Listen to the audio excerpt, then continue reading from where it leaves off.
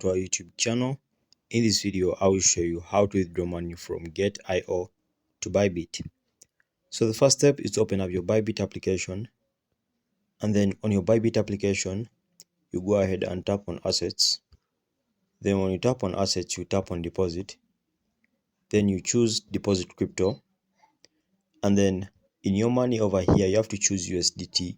I'm assuming the money you're having on your Get.io is in USDT, so choose USDT and then select USDT there. Now choose a network. For this case, I'll choose the TRC20 network. Okay, then after that, I'll go ahead and then copy the address from here. Now after copying the address, I'll go ahead and open up my Get.io application. So on my Get.io application, come to assets once again. When you come to assets over here, you then tap on withdraw.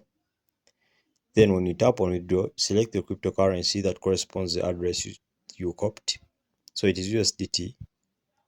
And then I'll choose USDT tether there. Then I'll choose on-chain withdraw via crypto chain.